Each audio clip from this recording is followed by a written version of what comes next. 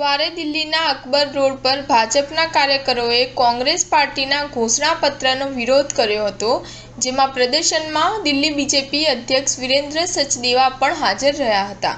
જુઓ વિડીયો।